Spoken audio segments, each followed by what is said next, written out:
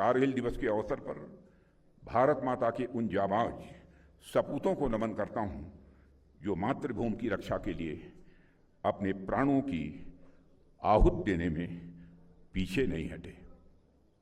मैं ऑपरेशन विजय की सफलता के 26 वर्ष पूरे होने पर समस्त देशवासियों को भी हार्दिक बधाई देता हूं। साथियों, कारगिल भारत माता के मुकुट में जुड़े हुए किसी हीरे के समान है और आज द्रास में कारगिल की इस वीर भूमि पर आप सभी सैनिकों के बीच उपस्थित होकर मैं जिस गर्व की अनुभूति कर रहा हूं उसे मैं शब्दों में बयां नहीं कर सकता हूं। साथियों, जो तिरंगा आज इस मेमोरियल पर इतनी शान के साथ लहरा रहा है, इसकी आन बान और शान की एक बहुत बड़ी कीमत है।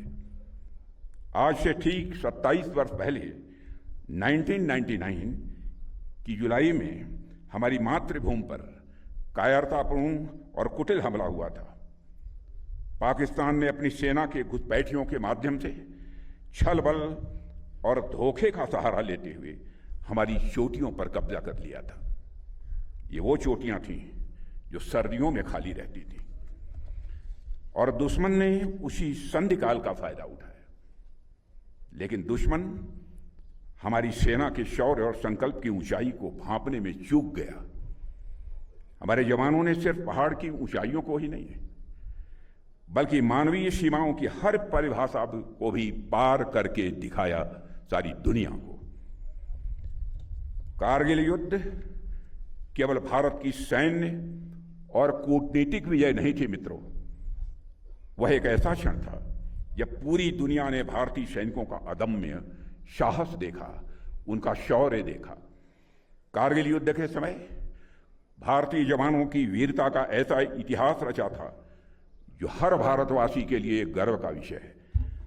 भारतीय सैनिकों के अद्वितीय शौर्य के बारे में फॉर्मर कैबिनेट सेक्रेटरी और यूएसए में भारत के एम्बेसडर रहे नरेश चंद्रा जी से यूएस आर्म्ड फोर्सेस के एक जनरल ने कहा था कि यूनाइटेड स्टेट्स मैरिन्स भी शायद वह नहीं कर पाते जो भारत के जवानों ने कारगिल में करके दिखाया है।